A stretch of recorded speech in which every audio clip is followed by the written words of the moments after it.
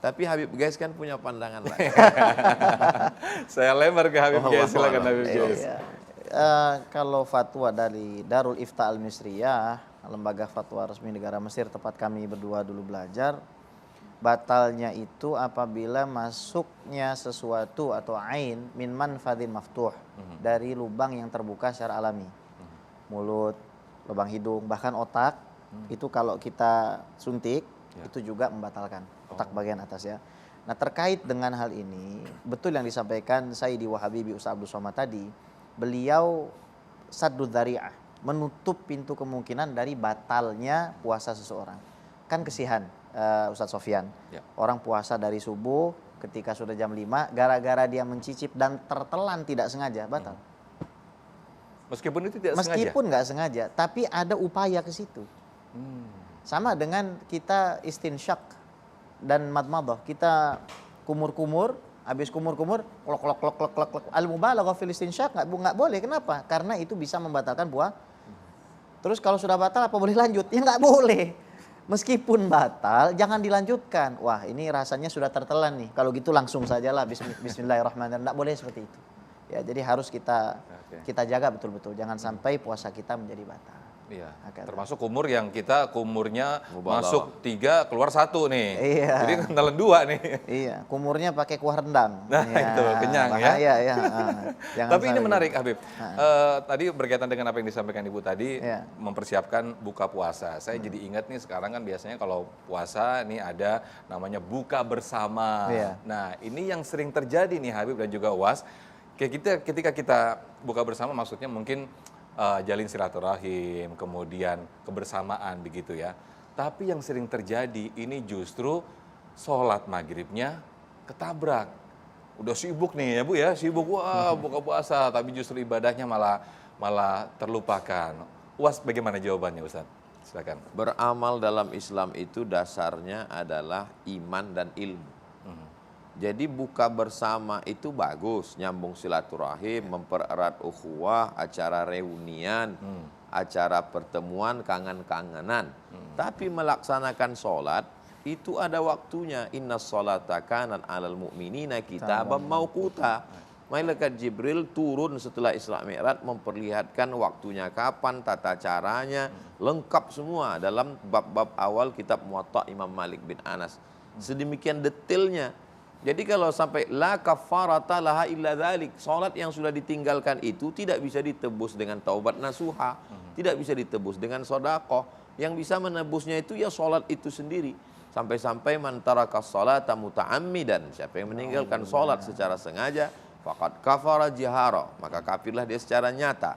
Terlepas dari apakah kafirnya itu maksudnya kafir jahid, keluar dari Islam, kharij anil millah, menjadi murtad, atau hanya sekedar fasik, ikhtilaf antara ulama, tapi sangat ketat tentang masalah sholat.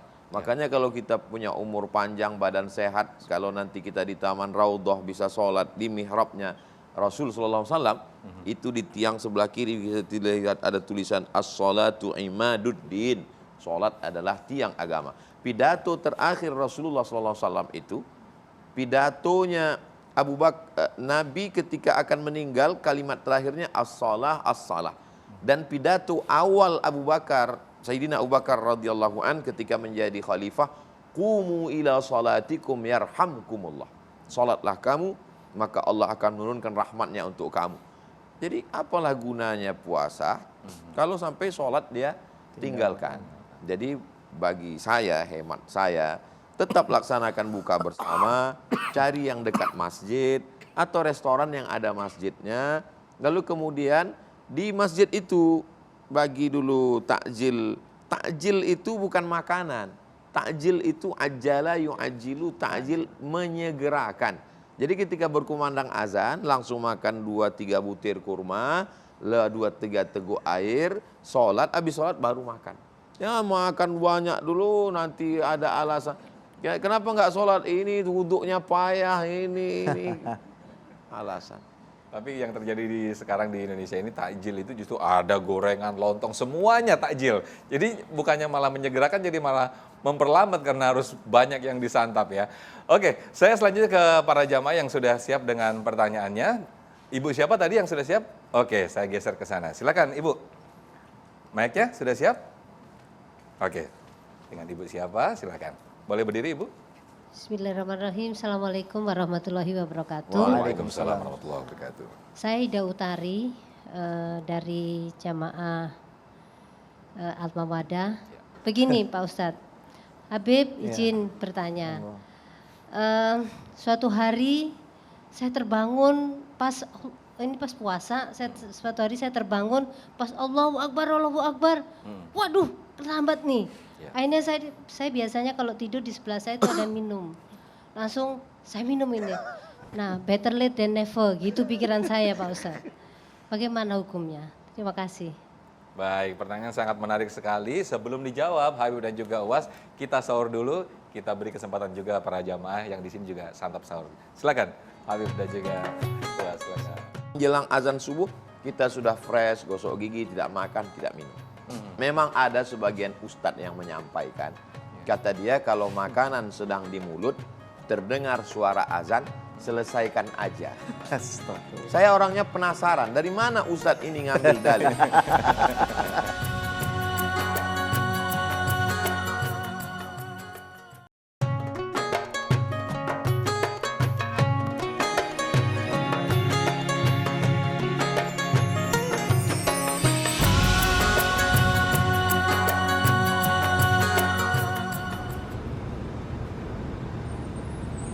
Baik, Masya Allah, Tabarakallah, kita masih di program yang sangat spesial sekali menemani sahur Anda indahnya Ramadan. Dari Ibu Ida Utari tadi ya, memberikan pertanyaan tentang bagaimana nih last minute untuk waktu sahur ketika tiba-tiba azan, waduh mumpung ada minum di samping nih, asruput di kita gitu.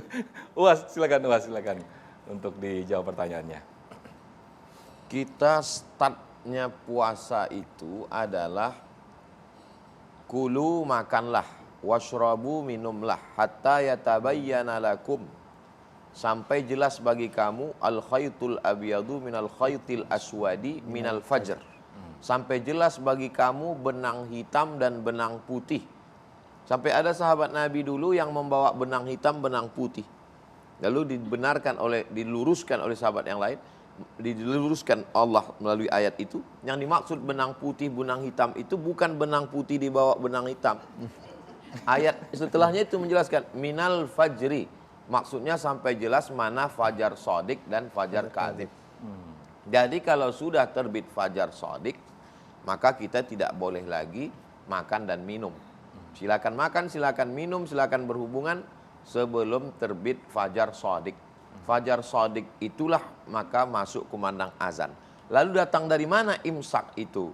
Imsak itu berdasarkan hadis riwayat Sayyidina Anas bin Malik. Ketika dia ditanya, kapan Nabi mulai menahan makan? Kata Sayyidina Anas bin Malik, ketika diagak-agak membaca ayat khamsuna ayat, 50 ayat. 50 ayat itulah setelah dihitung-hitung, muncullah waktu 10 menit imsak itu. Kalau di Maroko tidak ada imsak, Ibu. Kami tetap aja makan minum sampai terdengar suara azan. Allahu Akbar, Allahu Akbar. Mulut sedang penuh.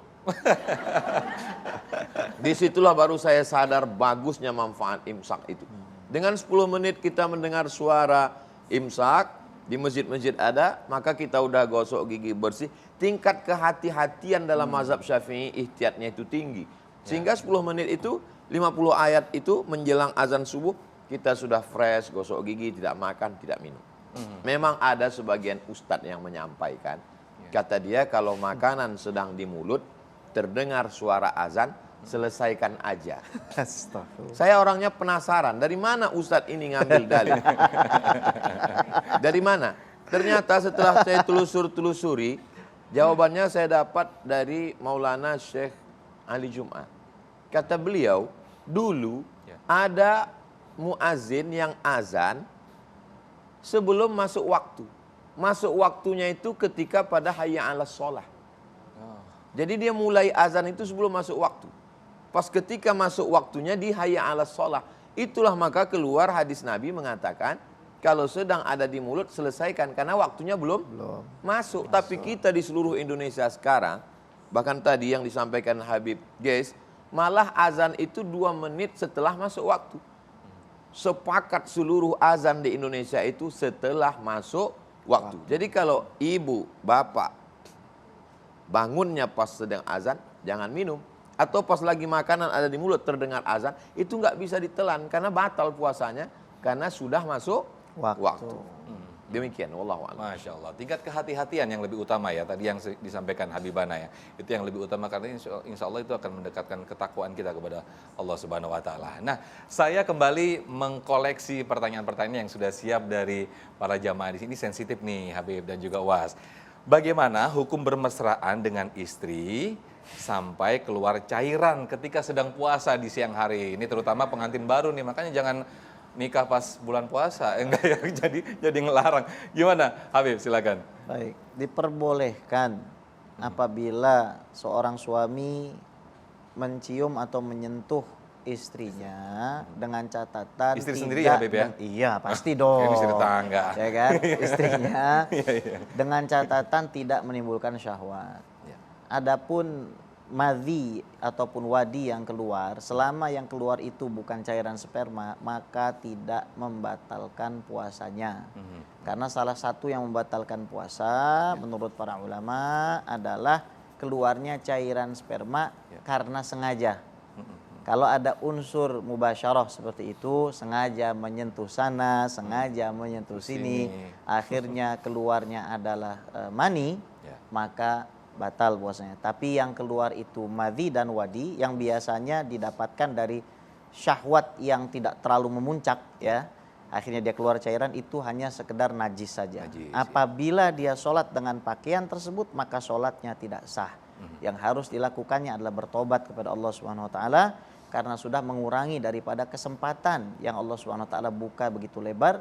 Sampai Nabi katakan, idza jaa Ramadan futihat abwabul jannah wa ghulliqat abwabun nar wa sufidat fi syayatin.